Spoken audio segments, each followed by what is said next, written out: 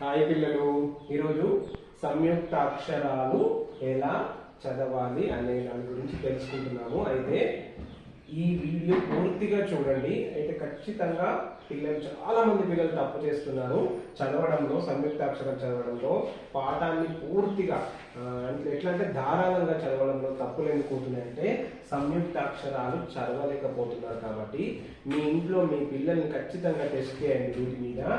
రాకపోతే నేను చెప్పే విధానాన్ని చూసి దాని ప్రకారం పిల్లలకు నేర్పియండి. మొదటిది మనం నేర్చుకోవాల్సింది ఏదైతే ఎప్పుడైతే సంయుక్తాక్షరాలు చదవాలనుకుంటున్నామో అప్పుడు ఈ అక్షరాలను ముందుగా నేర్చుకోవాలి. ర్, దు, టు.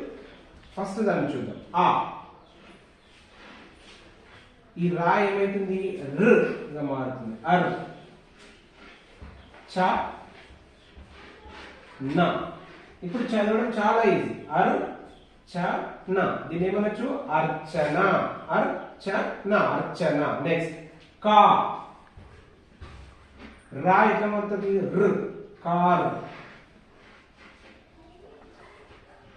డ. ఇక్కడ రు ఉంది కాబట్టి మనం ఇక్కడ డు, డాకి కొమ్మిస్తాం.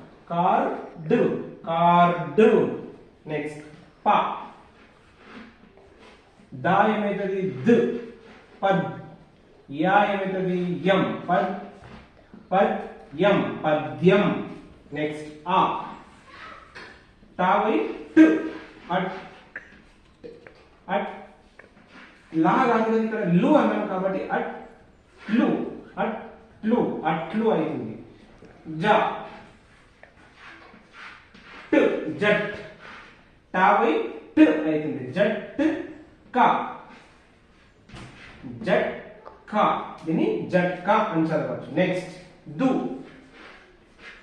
రా ఏమైతుంది? ర్, దర్, దుర్ గా, దుర్గా, దుర్గా. ఈ విధంగా ఈజీగా చదవడం నేర్చుకున్న తర్వాత వాటంతట అవే సంయుక్త అక్షరాలను ఫాస్ట్ గా చదవడం వస్తుంది. ఈ విధంగా ప్రాక్టీస్ చేయండి.